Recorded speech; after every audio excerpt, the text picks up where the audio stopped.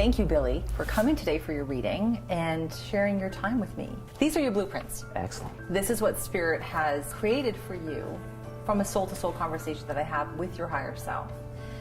I would like to tell you how you have described yourself from your spirit. You have said, I'm a man of great creativity, inspiration, peace, and gentleness. Wow. Does that make sense to you? Yes, it does. Okay, good. As a filmmaker and an editor, obviously I come from a very creative world. It's a very ego-driven business. And sometimes you have to be calm and peaceful, and that's the best way to deal with people and what you're dealing with and stress. You have a grandfather on Dad's side. I do. Dad's dad. Yes. Has he passed? He has. Actually, ironically, he passed before my father met my mother, so I never knew him as a person. I'm named after him. My full name is William John Dunlop V, so he'd be the third, so that's kind of tradition. So I'm named after him that way. I knew he was an accountant of some form. So he comes forward for you. Wow. He comes with open arms and a smile on his face, and he was saying, well done, son, well done. He claps his hands and he stands back and he admires you with so much pride and encouragement for your life. So he has watched your life.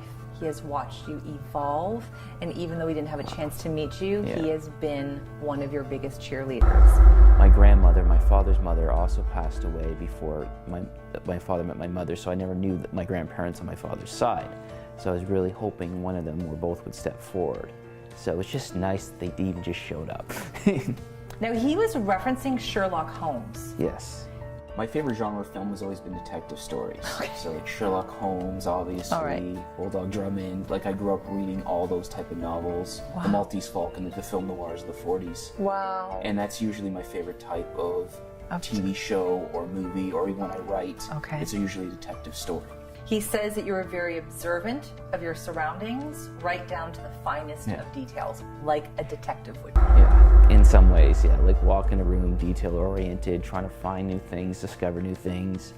I read every day about new technologies and new sciences, especially with digital filmmaking. Everything's, I'm always looking for like what's progressive. He also references, this was interesting, spot the differences in pictures. Yeah. Did you like those where you'd have like photo A and photo B? Yeah. Would you do those? I still do them all the time. You still do them because he's referencing that for you. The other thing that came forward was, Where's Waldo? Do you remember that book where it's like, did you do that ever? Sometimes with my friends it's like a joke, like where's, like when someone's, it's like obvious, well when someone's like, well where's Waldo? Or, oh my God, that's crazy. I remember in college, of course, we're from that generation where, you know, guys, we talk in Simpsons quotes. And there's a great Simpsons joke where Bart opens up, Where's Waldo? And it's just him and a beach and like 3 people. And Bart says, geez, he's really not trying anymore. And that was kind of a running joke for a year. Okay, so he's referencing that. He actually was calling you a genius. He says that you must give yourself true credit for how amazingly talented you are. So he's put you into that genius category. I like to think so, yeah. And, you know, you try to do things with a sense of humility. You just don't want to walk in the room and says, yes, I'm the most talented person here. Listen to me, you know, I'm the smartest guy in the room. Worship me now.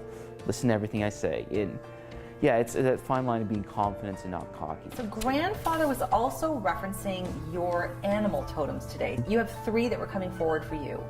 Wolf, camel, and bear. Wow. Okay, those were the 3. You have many of them, but they showed up today for you. So wolf totem energy, which is part of your personality, speaks to me about your courage. Speaks to me about your ability to fight against all the odds that have ever been put in front of you, and that you have never stopped with whatever you were faced with. Wolf said, I can do it. You've done some like film or broadcasting or music. You don't know anyone, you're nobody's nephew, you're not a rich kid. There's always seems to be someone or better, or no matter how great your idea is, someone says no. That's what it is. You always seem to be up against something if you're trying to do something that you want to do. So camel totem, which was coming up next, camel was asking for you to live healthfully, not on reserves. Someone else wants to explain that to you. Grandmother on mom's side. Okay. Mom's mom. Has she passed? She has. She was very sweet, your typical kind of grandmother. Like she grew up in that housewife revolution. For example, when we were younger, my parents went away on vacation or something, and her grandpa would come and stay. You know, you'd wake up and there'd like these huge, like you're going to school and there'd be like 17 pounds of bacon, 15 pieces of toast. You are to make sure, your grandmother says, that you are taking proper care of yourself. Do you drink too much coffee? Yep. She says, and not eating enough veggies. Yes. All right, so she's asking for you to be like Camel, to know that you have so much more life to live, that she wants to make sure that you're not burning yourself out and being healthy so that you can get to that destination, because a camel can go forever. She was all about to have the big breakfast first thing in the morning, you haven't had anything to eat all night, and you're kind of word of the generation where you get up, had 3 cups of black coffee, and you're off to the races. So Bear Totem speaks to me of your creative ability and talents, but also sometimes a little bit of being introverted or isolated. All right? Yeah. So Bear is asking for you to make sure that you're creating proper balance, same thing with your grandmother, between work and personal time. Sometimes, depending, even out if I go out, like I prefer to go to a quiet coffee place and have a coffee in my corner with my book. Kind of be involved inside it, but not around. Grandfather comes back into your reading, so now we're switching back to grandfather. He says that he wants to grant the wish for you in life to be loved deeply and truly for the man that you are, to really be seen for who you are. He says that you're quite humble, that you don't always talk kindly to yourself, and you be quite hard on yourself at times. Yeah, and I think everyone has to be kind of hard on themselves in some way if they want to achieve something. And it's true, we kind of beat ourselves up, like, did I get enough done today? Is this good enough?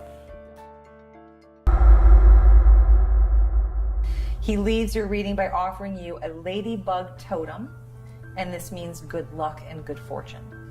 He asks you to dream big, to never be afraid of stepping out of the comfort zone, to share your ideas around you with people who support you the most. Okay? That means a lot, yeah. Thank you very much. It just, yeah, and also, you know, other things in life. You know, have the house, you know, have that special someone, that kind of thing as well. Just kind of have that big dream of, you know, life is pretty good. You know?